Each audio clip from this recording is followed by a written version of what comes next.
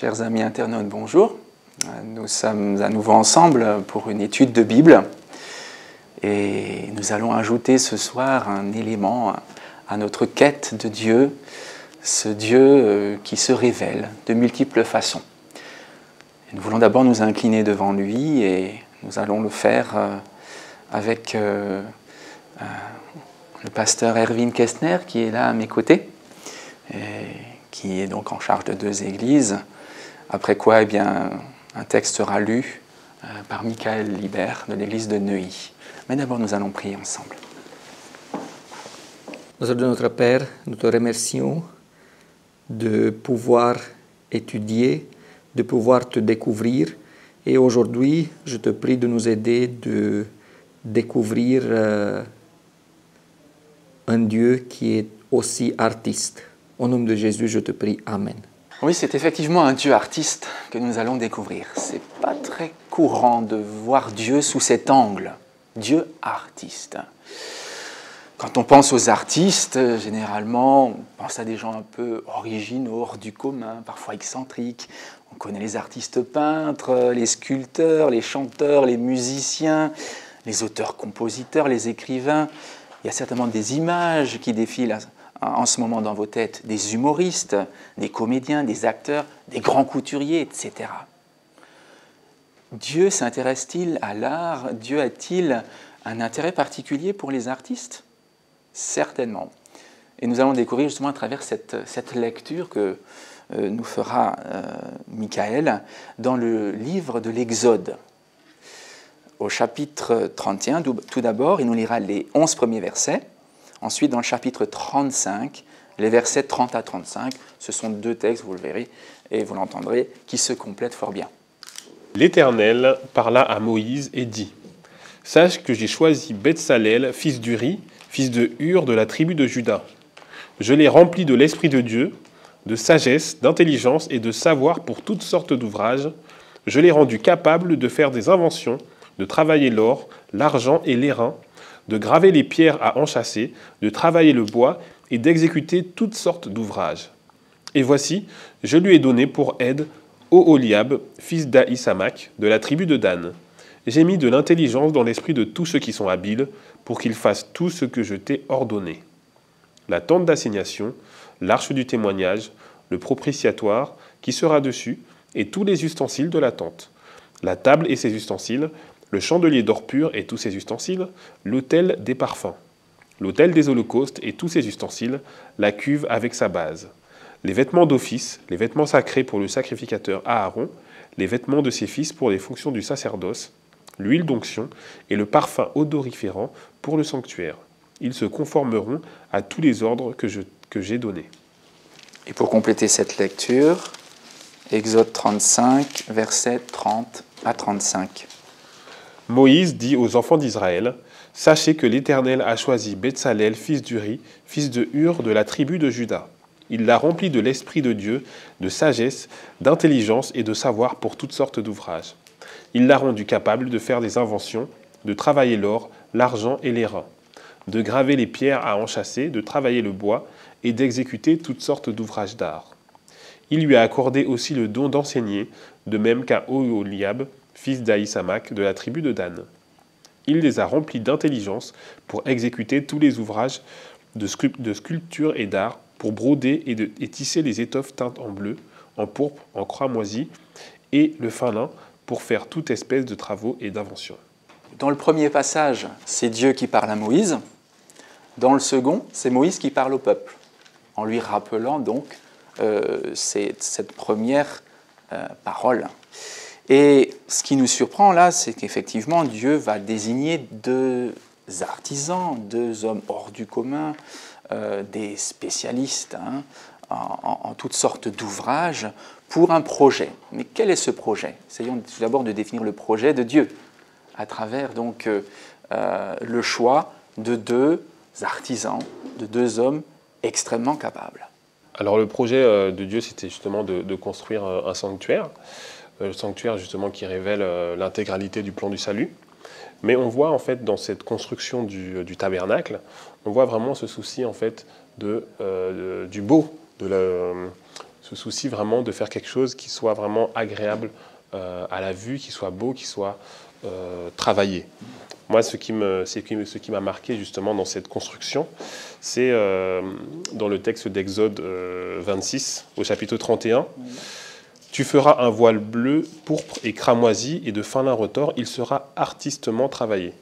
Alors moi, je m'arrête sur ce artistement travaillé, qui nous montre à quel point en fait Dieu est sensible justement à la finesse des matériaux, à la façon dont ça va être travaillé pour que ce soit vraiment très beau.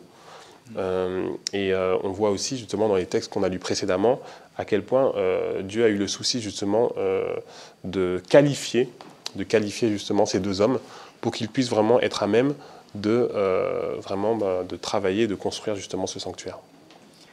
Dieu sensible à la beauté, Dieu qui demande la beauté. Hein, c'est ça, effectivement. Tu as dit que Dieu souhaite que cette œuvre soit très belle. Peut-être que justement parce que la beauté est aussi un des aspects de Dieu, une des qualités de Dieu. Qu'est-ce que la beauté finalement? C'est pas facile à dire en quelques mots, mais j'essaie d'être simple. Je vois que la beauté, c'est ce que plaît d'abord aux yeux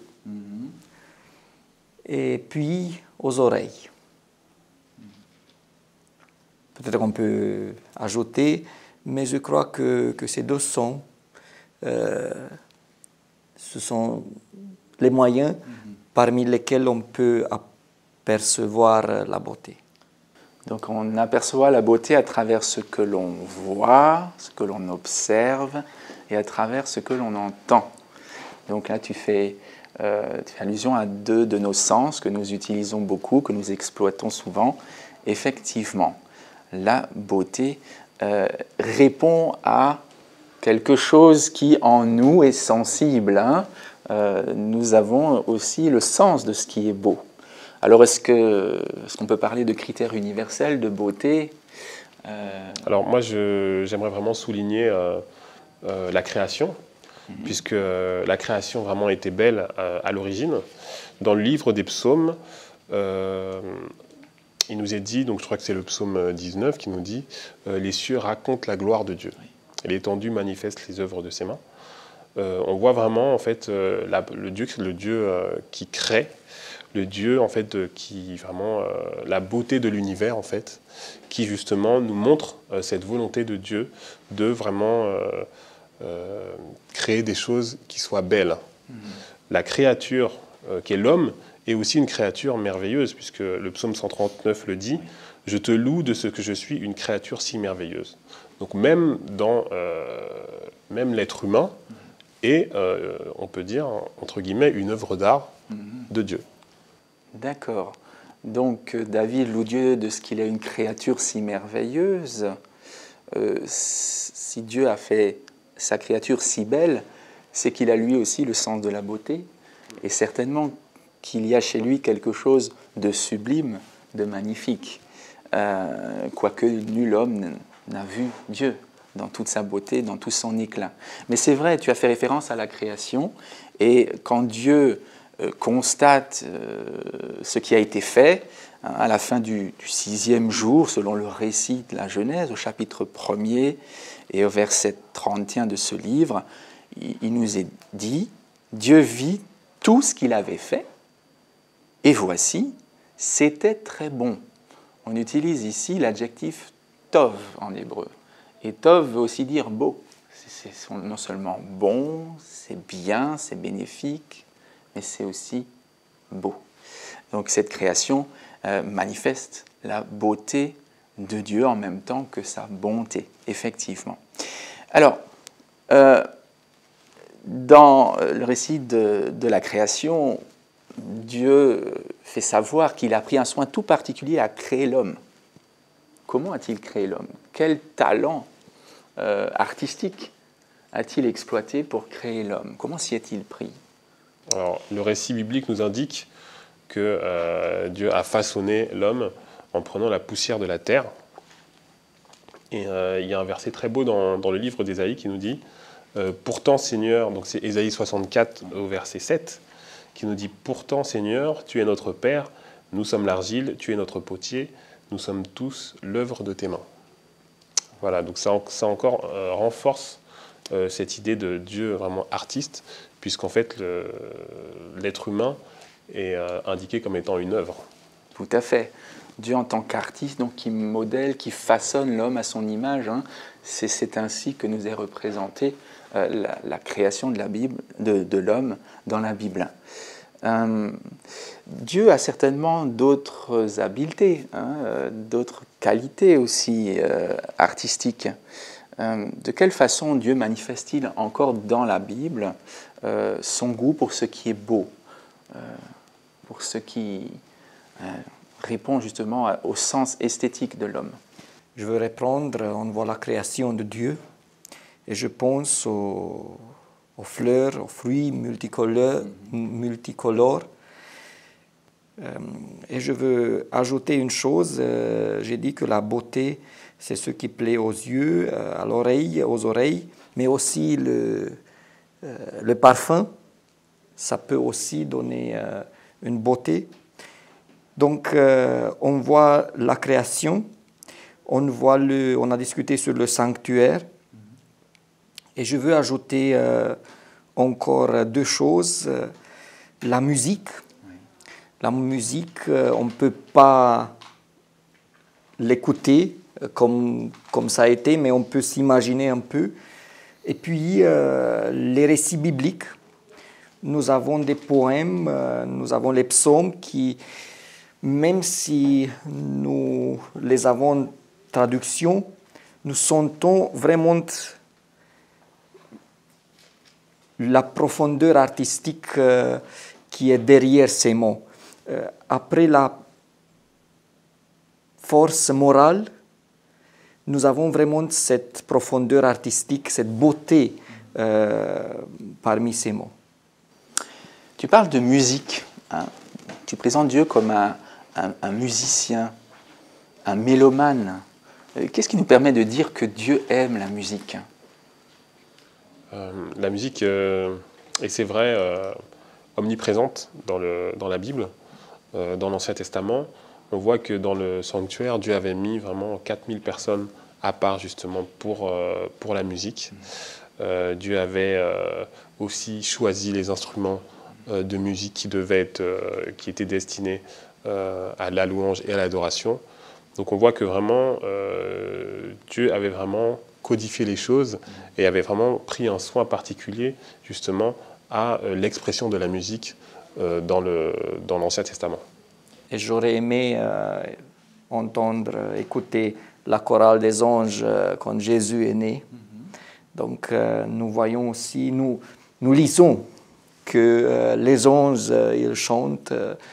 On ne peut pas les entendre encore, mais j'espère qu'on va pouvoir le faire. C'est vrai qu'il est agréable de penser que Dieu aussi est sensible à ces choses. Il est sensible au son, il est sensible à l'harmonie, il est sensible au rythme. D'ailleurs, c'est par des chants, c'est par des hymnes que Dieu est célébré. Hein, quand on lit l'Apocalypse, on découvre là les chorales, on peut dire les chorales célestes, qui donnent gloire à Dieu, justement avec des notes de musique de façon très artistique.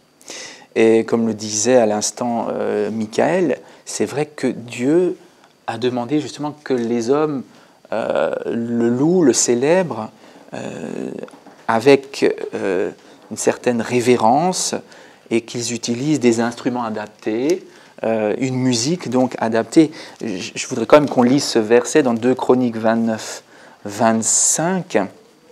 Donc ce verset qui précise bien que Dieu a donné ses ordres à ce sujet à travers ses prophètes, Gad et Nathan. 2 Chroniques 29, verset 25. Il fit placer les Lévites dans la maison de l'Éternel avec des cymbales, des luttes et des harpes, selon l'ordre de David, de Gad le voyant du roi et de Nathan le prophète, car c'était un ordre de l'Éternel transmis par ses prophètes. Dieu aussi a décidé de réglementer d'une certaine façon la musique et le choix des instruments adaptés pour lui adresser donc ces louanges au cours du culte et du service d'adoration.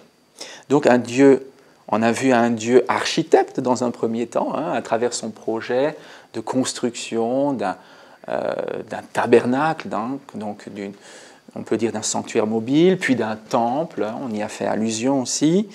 On a vu Dieu en tant que créateur, modelant sa créature à son image, comme un potier modèle un objet, un vase. Oui. Nous sommes centrés dans cette voie de voir Dieu comme un artiste. Et je crois que la beauté, l'art, représente une valeur. Je crois que c'est bien de faire ce qu'on fait beau. Mais je veux quand même donner un bémol. La beauté n'est pas la première valeur. Je suis convaincu que c'est une valeur subordonnée. Ça veut dire la morale, le bien devrait être toujours au-dessus de la beauté. D'abord, ce qui est bien, et si c'est possible, de faire aussi beau, ça c'est très bien. Mais parfois, nous les humains, nous tombons dans ce danger d'élever la beauté au-dessus de ce qu'elle doit être. Oui, tu veux dire qu'on risque d'élever finalement la beauté au-dessus de la morale, le beau au-dessus du bien. Mais d'un autre côté, la vraie beauté n'est-elle pas une conséquence du bien mis en pratique? Alors là, on entre dans des considérations un peu plus subtiles sur ce qu'est la beauté. Et avant peut-être de conclure autour de cette idée essentielle et fondamentale de la vraie beauté, est-ce que c'est la beauté qui frappe les sens, comme on a dit, les yeux, les oreilles, ou est-ce que c'est autre chose, ça va plus loin, ça peut être plus profond que ça? Dieu manifeste aussi quelque chose de sa beauté à travers ce qu'il écrit, ce qu'il dit. Et c'est vrai que ça, on n'en a pas encore parlé. On a là une preuve très concrète du goût de Dieu pour les belles choses, et notamment les belles phrases. Nous avons de très belles phrases dans la Bible, nous avons des passages qui inévitablement et indubitablement donc, manifestent une beauté littéraire remarquable. Et justement, j'aimerais proposer qu'on en lise un, et vous allez voir que cela répond aussi à quelque chose de plus intérieur, le sens du beau à travers ce qui est dit, à travers la parole. Et je vous propose qu'on lise ensemble un texte qui évoque les temps messianiques et qui se trouve dans le livre du prophète Ésaïe, et c'est au chapitre 35. Vous allez voir que le texte est très beau à travers ses images, à travers son rythme, et aussi à travers ce qu'il signifie.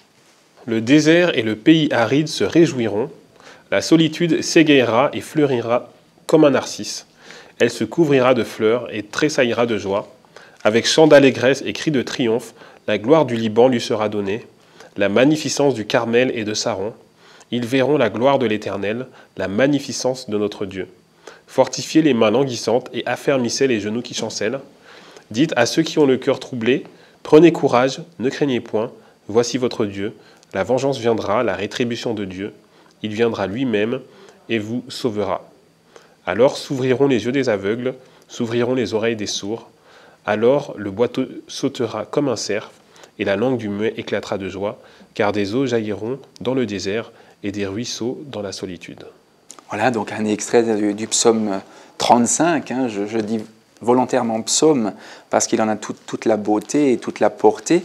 Et puis au chapitre 40, vous avez une description prophétique de l'œuvre du Messie. Donc dans un premier temps, nous avons lu un texte qui évoque les temps messianiques, d'une réelle beauté littéraire, et là maintenant, un texte qui évoque l'œuvre messianique, donc l'œuvre du Messie, que Jésus lui-même va reprendre à son compte.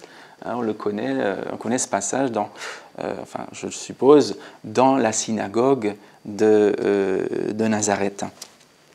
Donc, Ésaïe, chapitre 40, versets 1 à 7, 8. Consolez, consolez mon peuple, dit votre Dieu. Parlez au cœur de Jérusalem et criez-lui que sa servitude est finie, que son iniquité est expiée, qu'elle a reçu de la main de l'Éternel au double de tous ses péchés. Une voix crie, préparez au désert le chemin de l'Éternel, aplanissez dans les lieux arides une route pour notre Dieu. Que toute vallée soit exaucée, que toute montagne et toute colline soient abaissées. Que les coteaux se changent en plaine et les défilés étroits en vallons. Alors la gloire de l'Éternel sera révélée, et au même instant, toute chair la verra. Car la bouche de l'Éternel a parlé. Je vous invite en tout cas à relire certains de ces passages, à les apprécier à leur juste valeur. Je veux dire une chose qui touche la vraie beauté. À mon avis, toujours la vraie beauté vient de Dieu. Oui. Et on a lu le texte sur le sanctuaire et on a vu que c'était Dieu qui a donné la sagesse à Betsalel et Oholiab. Ce qui se passe parfois est que nous les humains, nous élevons l'acteur humain au-dessus de tout. Et c'est toujours important de savoir que s'il y a un talent qui produise la beauté, ça vient de Dieu. Cette sagesse de Betsalel et d'Oholiab, ce n'était pas à eux. Et ils devraient utiliser cette sagesse pour donner gloire à Dieu.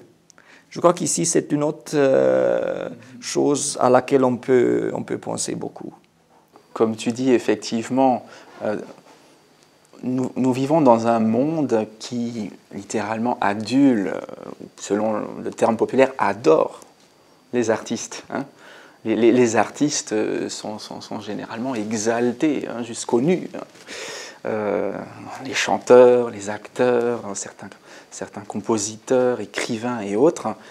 Et c'est vrai que, comme tu dis, on risque de perdre de vue celui qui donne le talent, celui qui donne la capacité. Et comment justement penser, ne pas oublier que c'est Dieu qui est derrière tout cela. Comment se souvenir que tous ces talents, tous ces dons, ce génie parfois, eh bien, a un auteur suprême, un donateur. Il ne faut pas maintenant tomber de l'autre côté comme les réformateurs qui ont sorti de l'Église les instruments musicaux et tout. Non. Il faut qu'on développe cette humilité qui peut dire Dieu, je te remercie, c'est toi qui as mis en moi cette qualité.